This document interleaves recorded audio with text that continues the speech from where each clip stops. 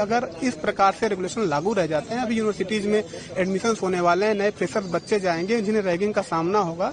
और ragging universities में all across the world, her university, her college, her campus में recognised fact है।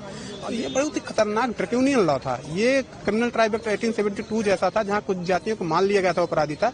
इस रेगुलेशन ने मान लिया था कि जनरल कैटेगरी के बच्चे अपराधी हैं। हम इसमें अमेंडमेंट से नहीं, ये पूरा रेगुलेशन जाए और ऐसा कानून बने जिसमें किसी भी प्रकार का किसी भी बच्चे को फाल्सली इम्प्लीकेट करने का कोई भी चांस स्कोप ना हो। अदरवाइज पॉलिटिकल पार्टी जो उनके प्रवक्ता बैठे हैं बच्चों को फंसाने के लिए नियम पास किए गए हैं, उस पर सुप्रीम कोर्ट ने रोक लगाई है, उसको एबियंस में रखा है।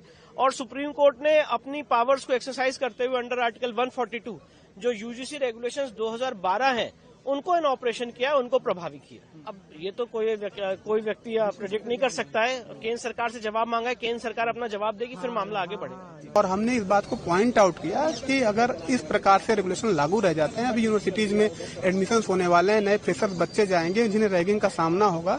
और रैगिंग यूनिवर्सिटीज में all across the world, her university, her college, her campus में रिकॉग्नाइज्ड फैक्ट है। और लेकिन ये जो नया एक्ट आया था, इसमें रैगिंग की डिफिनेशन ही गायब कर दी थी। तो इस रेगुलेशन में कमी तो थी। और रैगिंग अगर होती किसी जनरल कैटेगरी के बच्चे की, उसके पास कोई ऑप्शन ही नहीं था कहीं शिकायत करने का, क्योंकि उसको क्रॉस केस का डर होता कि भाई ये हमारे खिलाफ कह देंगे कि इन्होंने कास्ट बेस्ड एट्रोसिटी हमारे अगेंस्ट की है।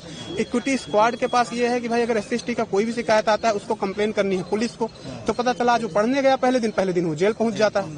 तो ये बहुत ही खतरनाक ड्रैकोनियन लॉ था। ये क्रिमिनल ट्राइब एक्ट 1872 जैसा था, जहाँ कुछ जातियों को मान लिया गया था अपराधी था। इस रेगुलेशन ने मान लिया था कि जनरल कैटेगरी के बच्चे अपराधी हैं। इसी के खिलाफ आज हम आए थे। ईश्वर की कृपा है, महात्मा गांधी के आशीर्वाद, हमने निकलते ही महात्मा गांधी जी से आशीर्वाद आज मांगा है। आज उनकी ही कृपा से सत्य की जीत हुई है। सज्जन जी, अब अगली तारीख कब मिली है? अगली तारीख 19 मार्च की है। 19 मार्च की होगी, ठीक है। केंद्र सरकार से जवाब मांगा गया? केंद्र सरकार से जवाब मांगा है। केंद्र सरकार को इशारा कर दिया गया है कि आप इसमें सलाह लीजिए, इसमें और विद्वानों से करिए, और ये नहीं चलेगा रेगुलेशन, और ये रेगुलेशन जाएगा। हमारी कोशिश है ये रेगुलेशन पूरा जाए। हम इसमें अमेंडमेंट से नहीं, ये पूरा रेगुलेशन जाए और ऐसा कानून बने जिसमें किसी भी प्रकार का किसी भी बच्चे को फाल्सली इम्प्लीकेट करने का कोई भी चांस स्कोप ना हो। अदरवाइज पॉलिटिकल पार्टी जो उनके प्रवक्ता बैठे हैं बच्चों को फंसाने के लिए। और पर्टिकुलरली देखिए, हम कास्टलेस सोसाइटी चाहते हैं। अगर आप अभी किसी यूनिवर्सिटी कैंपस, किसी हॉस्टल में चले जाएं, ठंडियों का सीजन चल रहा है, एक ही रजाई में जनरल और OBC का बच्चा बैठा हुआ मिल जाएगा आपको। आपने ऐसा बना दिया कि जैसे जी यूनिवर्सिटी डिवाइडेड है। मतलब क्या सोचा इन्होंने, खैर इस पर जाने। ठीक है। आज माननीय सुप्रीम कोर्ट ने जो यूजीसी रेगुलेशंस नए नियम पास किए गए हैं, उस पर सुप्रीम कोर्ट ने रोक लगाई है, उसको एबियंस में रखा है।